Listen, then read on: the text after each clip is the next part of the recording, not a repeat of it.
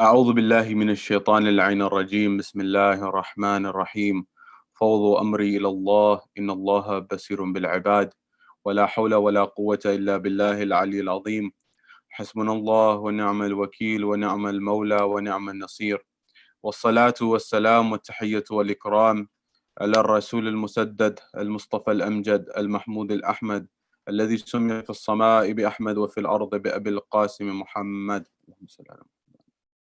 وعلى أهل بيت الطيبين الطاهرين المعصومين المظلومين المنتجبين الذين أذهب الله عنهم الرجس وطهرهم تطهيرا. اللهم صل على محمد. وقل رب اشرح لي صدري ويسر لي أمري واحلل عقدة من لساني يفقه قولي. أما بعد، قال الله تبارك وتعالى في كتاب الكريم بسم الله الرحمن الرحيم قل لا أسألكم عليه أجرا إلا المودة في القربى صدق الله العلي العظيم. My respected elders, brothers and sisters in Iman across the globe, Salamun alaikum jami'an wa rahmatullahi wa barakatuh. Question: what is the history of the Shia of Ali? Bear this question in the back of your mind. And number two, what is the crime of the Shia of Ali? Bear this point in mind as well. We'll return to it inshallah. When we look at the followers of Ali ibn Abi Talib and we look at the history of the Shia community, locally, regionally, and internationally, you begin to notice certain trends. That we have been highlighting the position of Ali ibn Abi Talib after Rasulullah, that leadership was appointed by Rasulullah to be with Ali ibn Abi Talib at the event of Ghadir Khum or at other moments in time such as Da'wat al-Ashira and other moments. And yet those people who became the partisans of Ali, the Shia of Ali ibn Abi Talib, what was their fate during the times of Ali ibn Abi Talib, during the aftermath and the demise and the martyrdom of Ali ibn Abi Talib?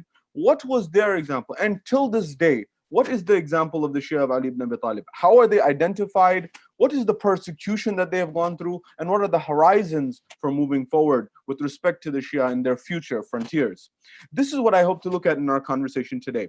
And why this is especially pertinent in our modern world is because we notice an environment where we are living in an era and an environment of Islamophobia on the one hand, where generally with respect to Islam, as I've been highlighting in the previous lectures, the image or the picture of Islam that is in the public domain is not the proper picture of Islam. It's not the rightful picture of Islam. It's not the accurate picture of Islam. It's not the picture of Islam that the Holy Prophet espoused to. It was not the picture of Islam that Ali ibn Abi Talib wanted.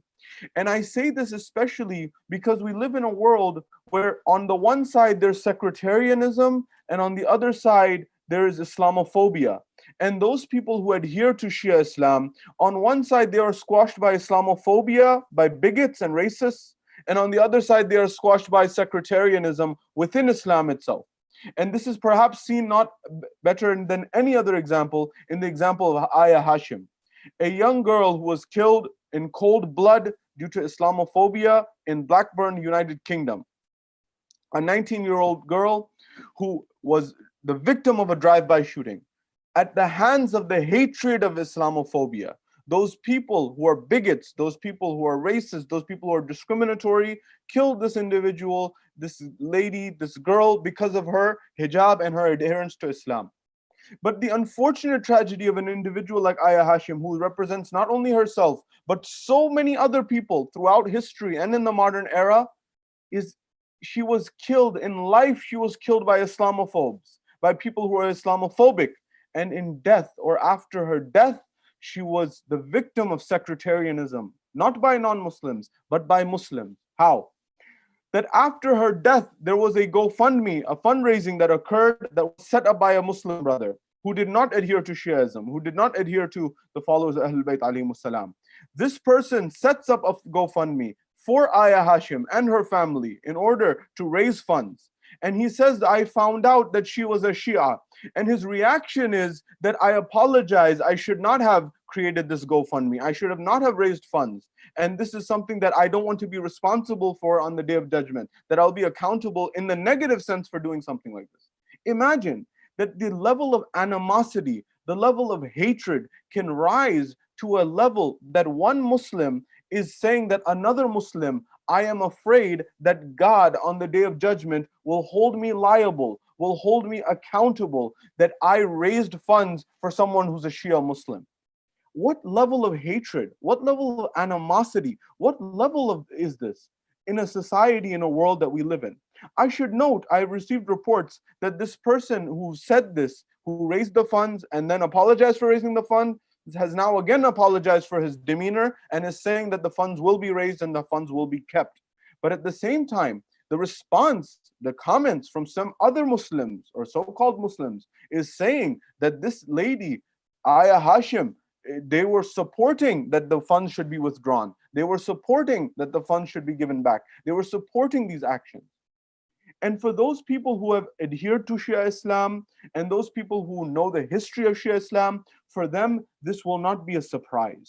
Rather, if you look at the words of Sayyid Riyad al-Hakim or other commentators who have analyzed this topic, the history of Shia genocide, the history of violence towards Shias, the history of persecution of Shias is not new. Rather, it's something that has existed since the time of Rasulullah, in fact, in the time of Amir al-Mu'mineen and the time of the era of the Umayyads, that is the Umayyads. And it's very clear within the pages of history that this occurred.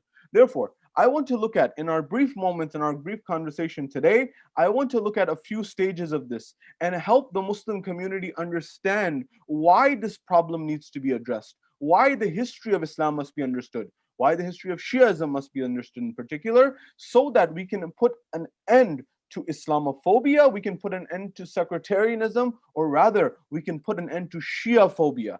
This fear that exists in the minds of certain Muslims with respect to the Shia faith that allows them and enables them to harbor animosity and hatred towards the Shia to the extent that it allows them to lose their humanity in viewing the Shia followers of Ahlul Bayt alayhimus salam. And so therefore, I want to look at why this is. What is the power of one's belief?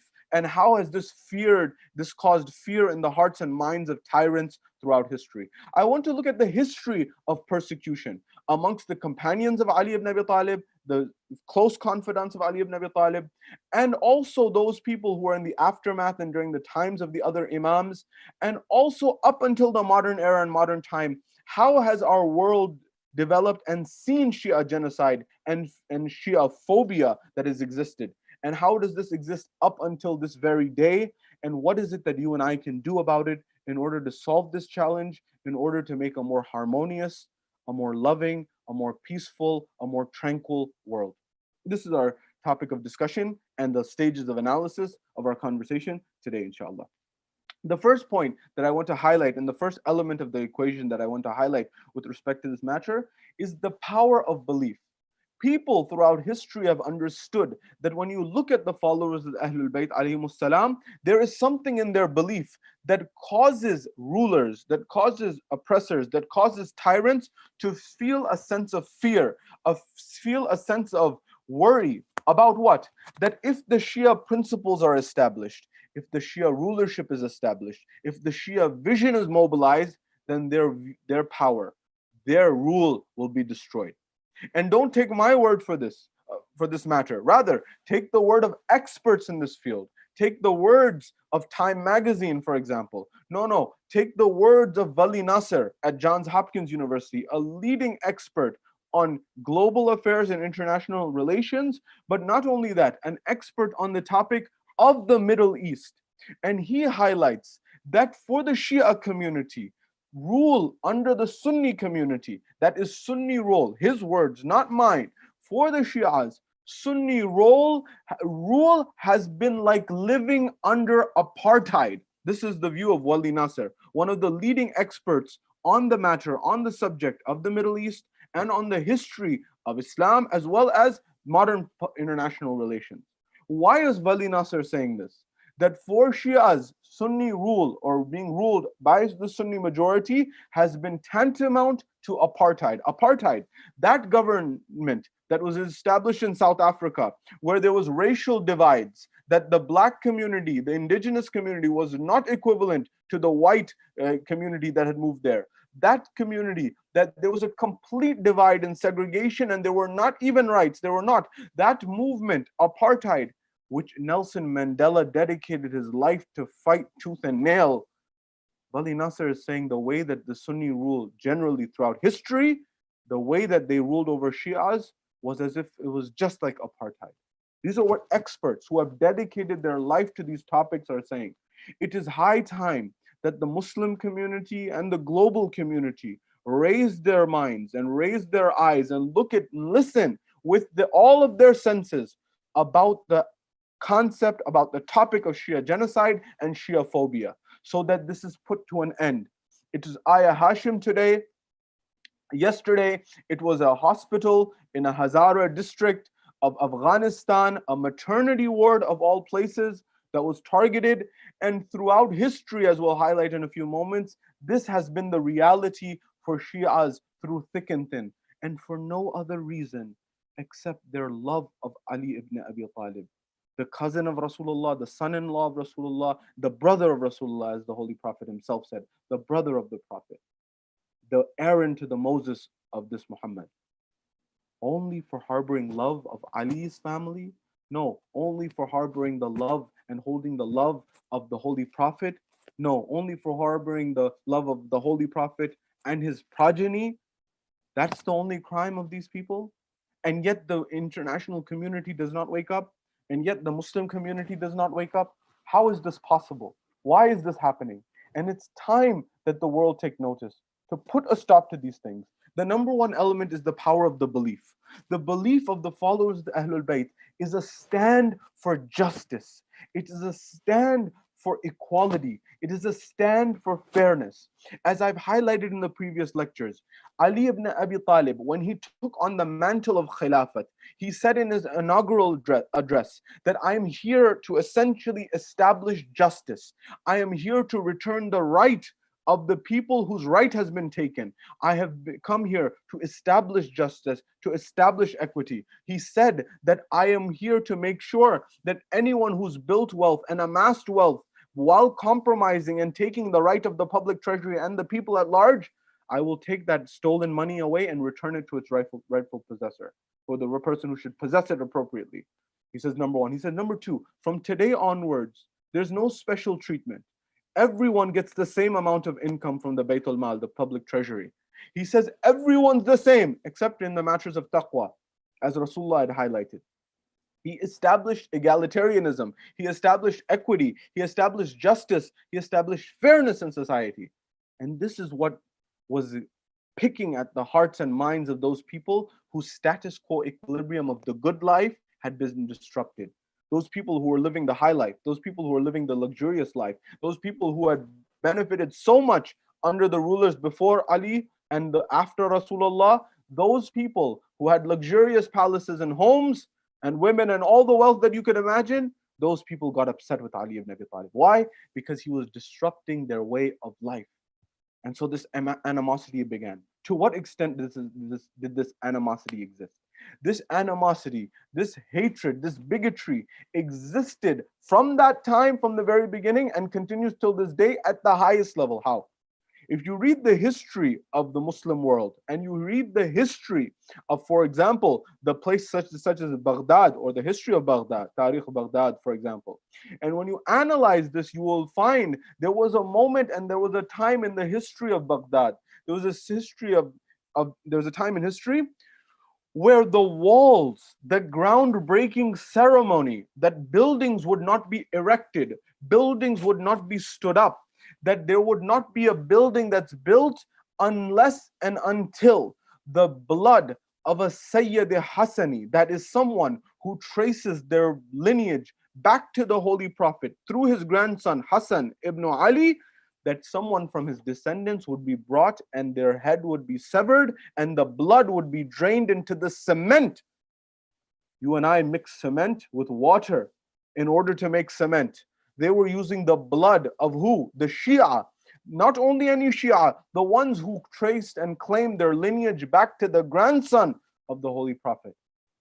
This was the level of animosity. Furthermore, there were times where the buildings would not be built and erected until a Sayyid from the lineage of the Holy Prophet was not brought and put and closed between the two confines of the walls alive. Imagine the Shia, The Sadat, the people who claim their lineage back to the Holy Prophet, were brought in the open square in front of people, and they were closed between the walls alive, where they suffocated to death. Why? This animosity towards the followers of Ahlul Bayt. Ayah Hashim is not new. This issue has been going on for centuries, and in fact millennia. And the idea is, unless the Muslim community, the followers of Ahl Sunnah wal Jama'ah, of the Hanafi school of thought, the Maliki school of thought, the Shafi'i school of thought, the Hanbali school of thought, unless and until the Muslims stand up and rise and say that the blood of a Shia is just as valuable as any other Muslim, this will not end. And unless and until there is a stand by the global community to say that the followers of the Ahlul Bayt alayhimus salam, they must be protected, they must be looked after as a minority group, and they must not be persecuted. As Wali Nasr said, that for the Shia living under Sunni rule, Wali Nasr, the expert on this issue at Johns Hopkins University, is saying, for Shias living under Sunni rule has been equivalent to apartheid. There is an apartheid regime that is still in play till this day. And the world is not taking notice. And the world is not raising a voice. Why is that, I ask? Why this fear of justice, of equity, of fairness? That's all the Shia belief espouses. It espouses to establish justice on earth, to establish fairness on earth, to establish harmony on earth, to establish peace and tranquility on earth. And yet their blood seems to be less valuable than the blood of other Muslims, for example, or other human beings for that matter. But don't take my word for it. Take the words of history. Sayyid Hakim, Riyadh al-Hakim, highlights this in his book, which I highly recommend, Shia, the Identity, Persecution, and Horizons. He highlights the idea of what are the traits that have been associated with Shia throughout history. One of the traits that you will find is the adherence to justice, which I highlighted a moment ago. That the Shia, the same way their Imams sought establishment of justice, the Shia were seeking to establish justice as much as possible in society and their communities, to be fair and just and equitable and hardworking. What else is associated with the identity of Shias? The history of Shias shows that knowledge has been associated with the identity of the followers of the Ahlul Bayt, that is the Shias. How? That all of the Imams, from Imam Ali alayhi salam up until Imam al-Askari alayhi salam, and of course Imam Sahib al-Asr wal-Zaman, but with respect to especially the first 11 Imams, it's clear all historians, whether Shia or Sunni, no matter what, even if they were a friend or a foe, accepted that if nothing else, that the first 11 Imams of the Shia were, if nothing else, they were one of the biggest scholars of their time. They were one of the biggest academics of their time. They were some of the biggest writers of their time. They were the biggest intellectuals of their time. Even their enemies, even their foes, even their adversaries had to accept this reality, and they could not neglect it. So their followers, as a byproduct, became the embodiment of knowledge, became the embodiment of wisdom, the same way that their leadership had embodied these traits. So the next level, the first is justice, the next level is knowledge. And then the next level that emerges, that was not something that the Shia necessarily sought after to bring upon themselves, but it became so pervasive and it became so common, it became a sort of part of the identity of the Shia. What was that? Persecution. The persecution, that is the unlawful, unjust, unfair discrimination, the unfair murder of Shias became part and parcel of the norm. That for their principles, for their adherence to justice, for their knowledge, for all of their virtue, the price that the Shia paid was persecution. At which hands? So the Riyadh highlights the first level of mass murder and mass killing of the Shia emerged under the time of Muawiyah ibn Abi Sufyan. This person who was ruling over the Levant, ruling over modern day Syria, Jordan, Lebanon, Palestine, this individual was the first person, by means of using his governor by the name of Ziyad bin Abi. Ziyad bin Abi was that person who was the governor of Kufa, was a wretched, hard-hearted person. And he allowed, in fact, he encouraged the mass butchering, the mass killing of the followers of the Ahlul Bayt. Ziyad bin Abi, Ziyad bin Abi, meaning Ziyad, the son of his father. A strange name or a unique name. Why? Referring to somebody who is the son of his father, that you would assume that anyone is the son of their father. It's a biological process. But the idea was his father was unknown. And in fact, much of his background is questionable. The reason I highlight this is this person had nothing to lose in society. This individual therefore stopped at nothing to make sure that he made the lives of the followers of Ahlul Bayt a living tumultuous volcano that was the most difficult environment to be in.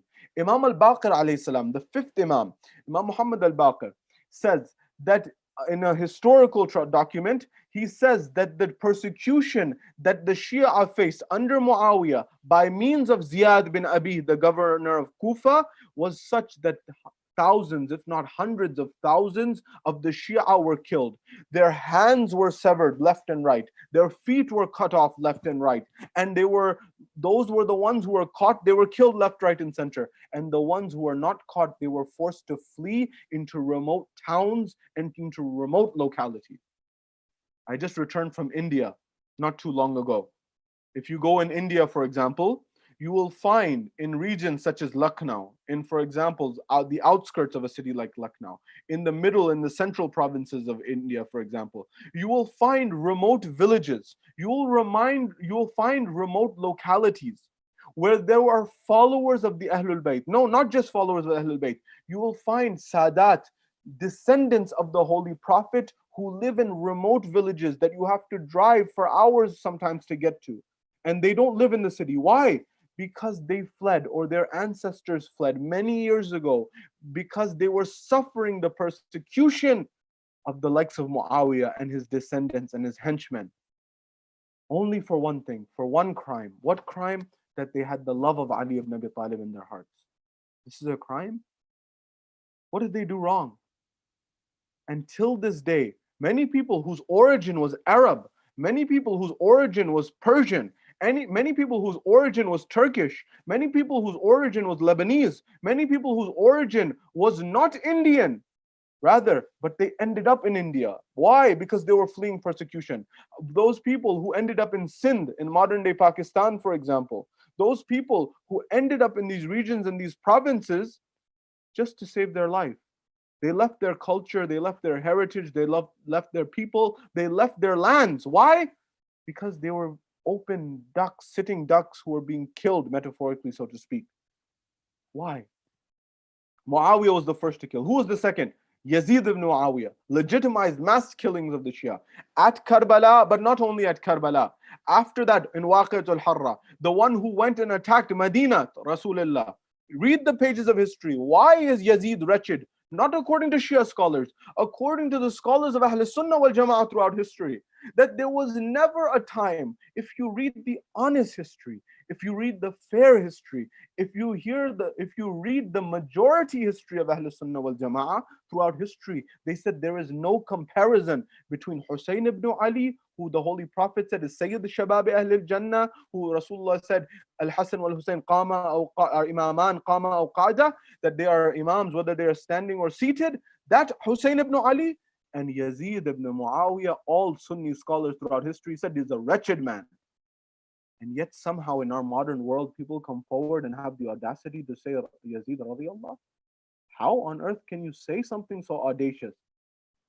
That the issue between Imam al-Hussein alayhi salam and Yazid was merely the battle between two princes? This type of rhetoric and illogical argumentation? Have you read the scholarship of scholars throughout history? Muawiyah, the one who raped women and pillaged them in Mecca and Medina? That individual who legitimized this? That person can be compared to Hussein ibn Ali? Have the Muslims not read their history? It's not personal here. The same way Ali ibn Abi Talib said that I didn't kill when the Umayyads, when the people who Abdullah ibn Umar, when people such as Talha and Zubair came and they said you killed our ancestors. Ali ibn Abi Talib said it wasn't personal. It was truth versus falsehood. The same way with respect to this issue, it is not a personal grudge against anyone from Ahl Sunnah wal Jama'ah. It's an issue of principle and truthfulness. Stand up for humanity. Stand up for what's right. When you went down the line, Umayyad ruler after Umayyad ruler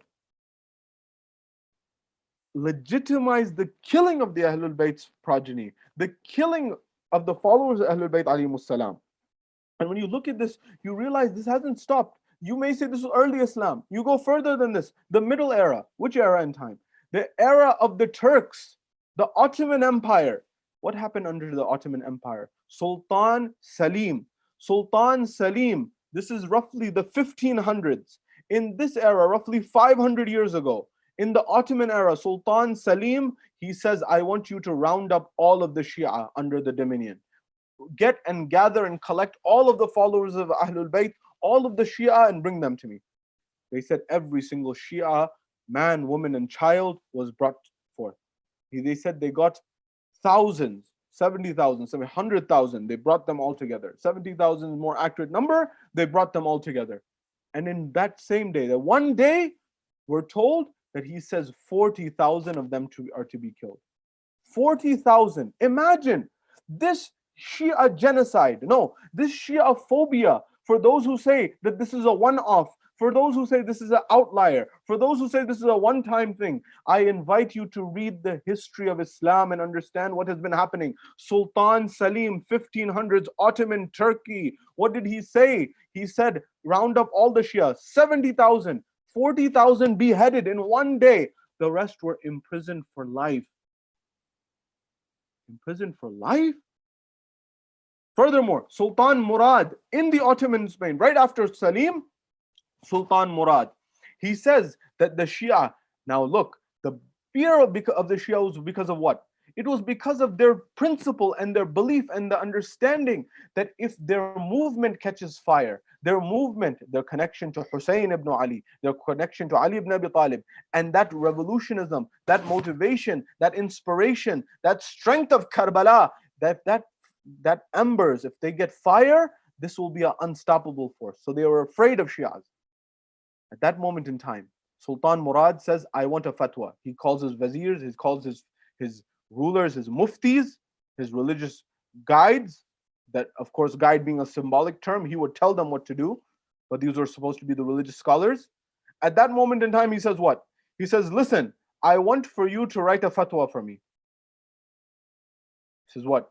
Nauf al-Afandi.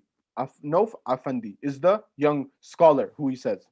He says, listen, I want you to write a fatwa for me. What fatwa? He says, I want you to allow and permit and legitimize the spilling of Shia blood from the Islamic perspective. I want you to issue a verdict. This is what Sultan Murad said to Afandi. I want you to write a fatwa that legitimizes and permisses the permissibility of killing the Shia and makes it legitimate.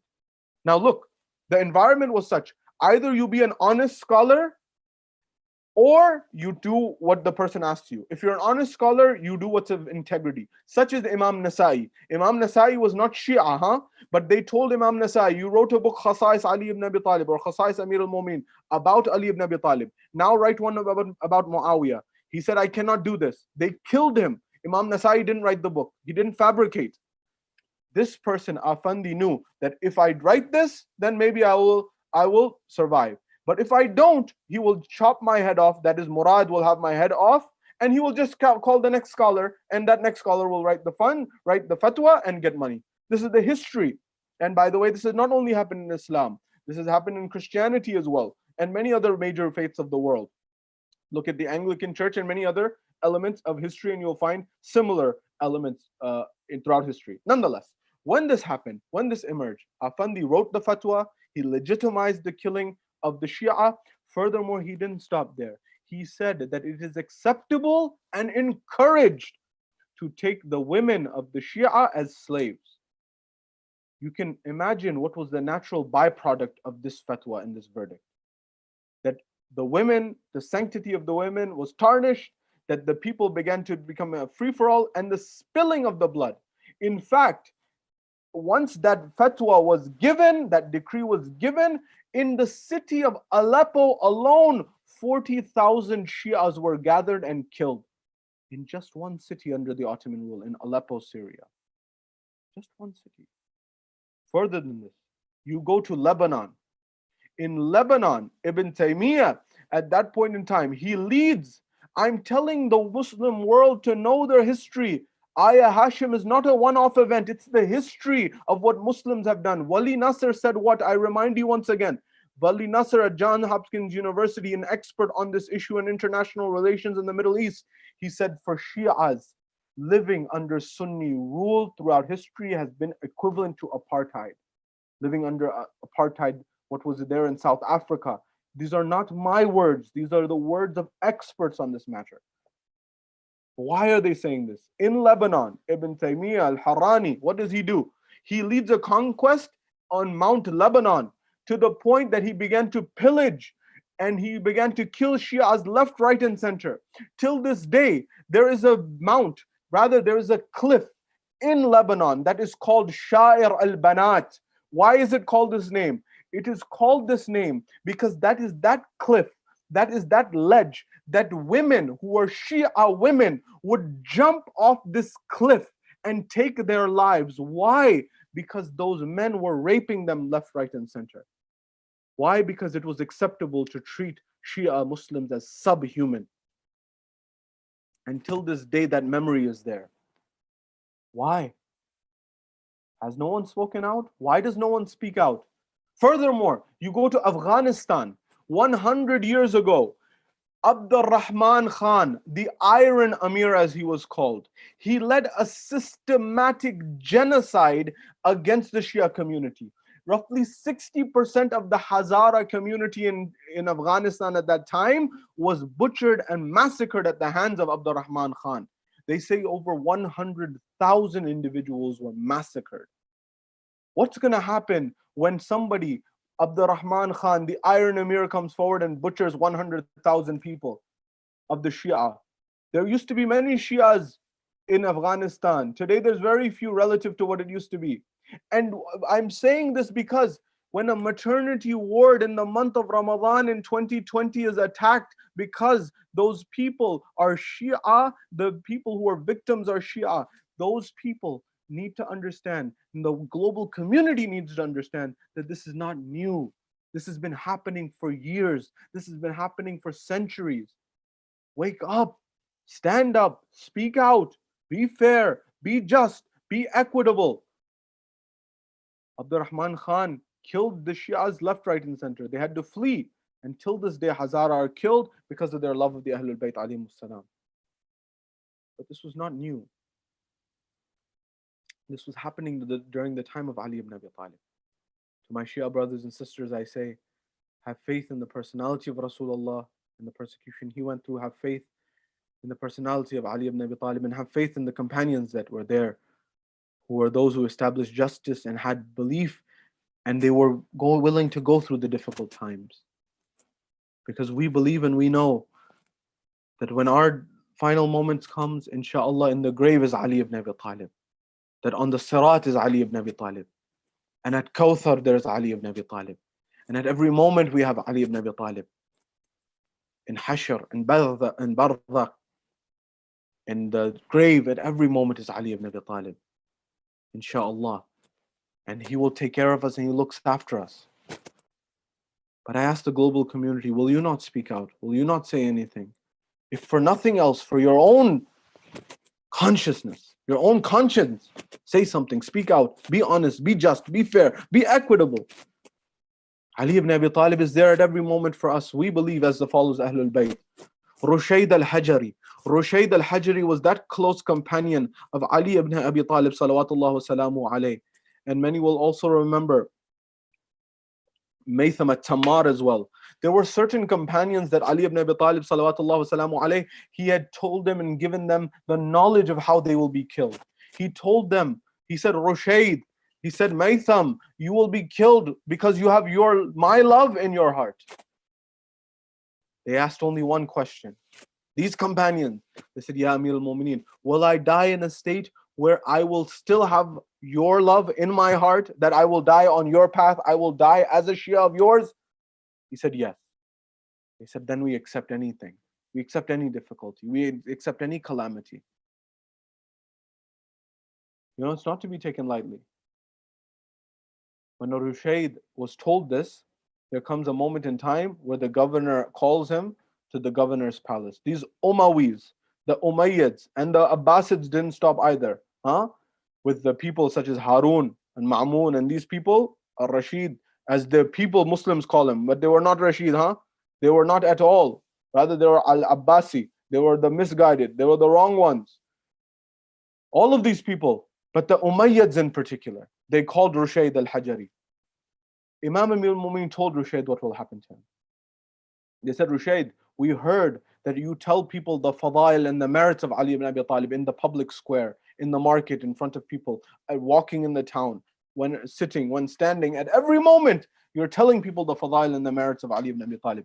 Don't you know this is outlawed? Don't you know this is unacceptable? Don't you know this is impermissible? Don't you know that for 90 years we have been cursing, the Umayyads have been cursing Ali ibn Abi Talib from their pulpits and their mimbars at Jum'ah Salah, and you are reciting his fadail and his merits? How will it come? He said, stop this at once. He says, I will not stop this. He said that, I will cut your hands and your feet, and I will cut out your tongue. At that moment in time, he said, you do what you have to do, I will do what I have to do. At that point in time, we're told that at every moment in time, Rushayd al-Hajari, and you will remember Maytham at-Tamar as well, they began to say the fadail at every moment. Rushayd began to tell people sitting and standing, and he continued to do this in the market square up until the point the governor called him again, and he says, stop what you're doing, otherwise I will cut your hands and your feet and your tongue and everything, and I will leave you to die. Rushayd said, you will never stop me from my praise and the merits of Ali ibn Abi Talib, because there's no one like my master Ali ibn Abi Talib. At that point in time, he ordered for the hands of Rushayd to be cut and the feet of Rushayd to be cut. And at that point in time, he says, will you stop saying what you're saying now? Will you stop reciting the fadail and the merits of Ali ibn Abi Talib? At that point in time, we're told when he's still bleeding, there's a moment in time where he addresses his daughter, Qanwa, the daughter of Rushayd al-Hajari, and says, my daughter, I still have some voice. I still have some life.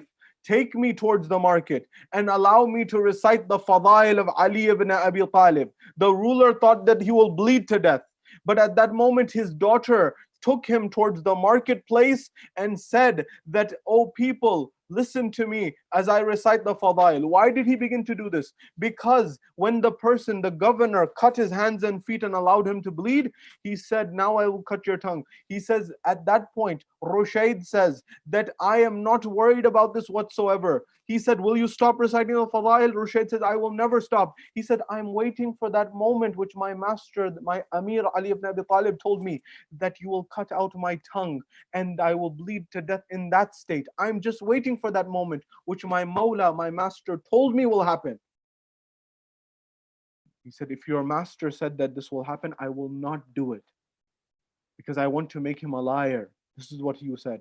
At that point in time, Rushayd said, very well, Qanwa, take me to the market. She took him to the market and he began to recite the fadail of Ali ibn Abi Talib in front of the people. And he said, oh people, hear from me in my last moments the fadail of Ali ibn Abi Talib, and bear witness that I took my last breath in the fadail of Ali ibn Abi Talib. That my master Ali ibn Abi Talib was the first Muslim before anyone else with Rasulullah. That my master was the first to pray with Rasulullah. That my master Ali ibn Abi Talib was the one who was on the shoulders of Rasulullah and broke down the idols from the Kaaba. That my master was the first one to accept at Da'wat al-Ashira and become the successor of Rasulullah and support him in the mission. No, my master was the one who was the first in Badr. My master was the first in Uhud. My master was the first in Khandaq, the first in Khaybar, and in every battle he brought victory to the Muslims. No, my master is the one who the Quran said he is the one who gives zakat in the state of ruku while he's praying. That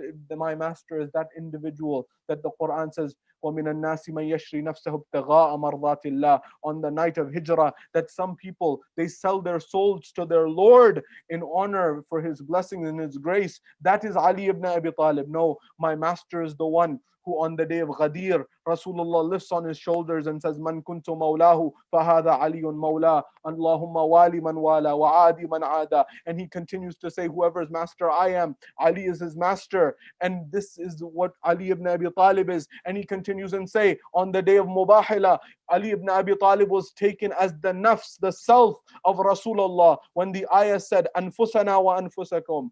And he was taken at that position. No, Ali ibn Abi Talib is the one who established justice on earth after Rasulullah. At every moment, Ali ibn Abi Talib, they couldn't do anything. They heard, the governor's palace heard that the whole city has turned upside down because Ali ibn Abi Talib's fadail are being recited by Rushayd as he's bleeding to death. They called him back to the palace of the governor and they said, we have no choice. We must cut out his tongue. Ali ibn Abi Talib said the truth at every moment. My dear brothers and sisters, followers of the Ahlul Bayt alayhimus salam, revive your hearts with the love of Rushayd. Revive your hearts with the love of Maytham at-Tammar. Revive your hearts with the love of Salman. Revive your hearts with the love of Abadar. Revive your hearts with the love of Ammar bin Yasir. Revive your hearts with the love of these companions of Ali ibn Abi Talib who went through some of the most difficult of times. And know that Ali ibn Abi Talib, insha'Allah, bi'idhnillah, he will be with us in the grave. He will be with us in Barzakh. He will be with us on the Sirat. He will be with us at Kawthar. And at every moment we will be under the shadow of Ali ibn Abi Talib up until the point that we get to Jannah, inshallah, under the banner of Ali ibn Abi Talib. But I ask the world, the Muslim community, those followers of the Hanafi school of thought, the Maliki school of thought, the Shafi'i school of thought, the Hanbali school of thought, will you not speak out for your own conscience, for truth, for justice, for fairness? Will you not speak out and say that what had happened to Ayah Hashim was wrong? The way that some of the Muslim community reacted to her and the fundraising is wrong. Will you not speak out? So at least on Yawm al-Qiyamah, at least on the day of judgment, you can look at Rasulullah in his face and say that, Ya Rasulullah, when your family, when your descendants, when your loved ones were being persecuted, I at least raised a voice. I at least expressed my disapproval. At least that. Otherwise, how will you show your face to Rasulullah on the day of judgment? That his progeny was being killed, his followers were being killed, and you didn't have any interest in speaking out? I leave this question for the Muslim world. We ask Allah subhanahu wa ta'ala to establish justice on this earth, to establish fairness on this earth, the way Ali ibn Abi Talib sought for justice to be established on this earth, the way Rasulullah wanted it to be established on this earth. We ask Allah subhanahu wa ta'ala to grant justice and peace and tranquility to the family of Ayah Hashim and all those Shi'as and all those Muslims and all those people who have been killed innocently throughout the globe. Those Hazara mothers who were killed in Afghanistan, the maternity ward, all those people who have been killed unjustly and unfairly. We ask Allah subhanahu wa ta'ala to allow us to learn from the example of Ali ibn Abi Talib and his Shias and his true companions, the likes of Rushayd al-Hajari and the likes of Maytham at-Tammar. And we ask Allah subhanahu wa ta'ala to hasten the reappearance of the Imam of our time, Imam Sahib al-Asri wal-Zaman, to establish justice and fairness and equity on the earth once again, so that the world can live in peace and harmony. وآخر دعوانا أن الحمد لله رب العالمين.